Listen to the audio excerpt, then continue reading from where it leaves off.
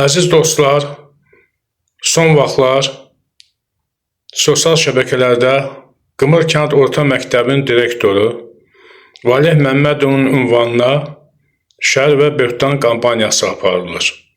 Güya səbəb, məktəbdə şagirdlərdən birinin yazı masasının sındırılması zəminində baş verib. Məktəb rəhbərliyi tərəfindən həmin şagirdə yazı masasının təmir olunması tapşırığı verilib.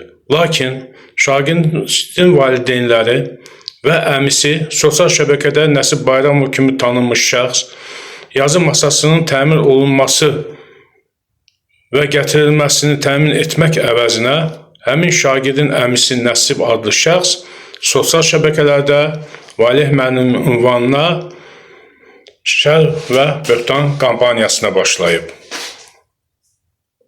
Təhsil Nazirliyinə zəng edərək canlı yayımda Valeh müəllimin rüşvətxor, savadsız, qabiliyyətsiz bir məktəb direktoru kimi təqdim etməyə çalışıb.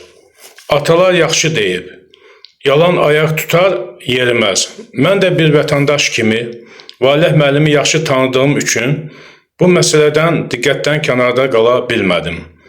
Valeh müəllimin vətəndaş mövqeli ziyalıdır, yaxşı ailə başçısıdır, səmimi dostdur, gözəl qohumdur, mehriban qonşudur.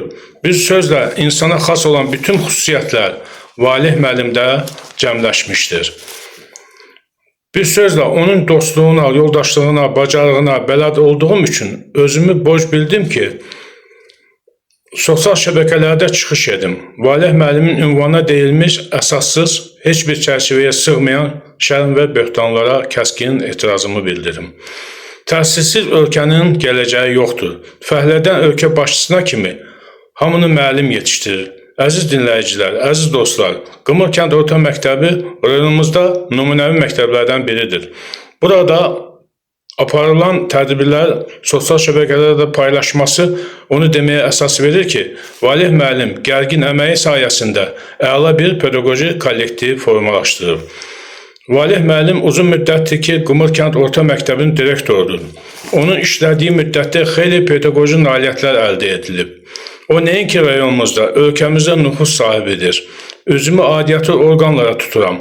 Təhsilin ünvanına belə şər və böhtan kampaniyası yol verilməzdir. Təhsil Nazirliyi, Şəki Regional Təhsil İdarəsi, Zaqatala təhsil sektoruna bu məsələ ilə əlaqədar təcilli tədbirlərin görülməsi üçün müraciət edirəm. Hər bir şəxsdən bu məsələyə diqqət yetirilməsini xahiş edirəm. Diqqətinizə görə çox sağ olun.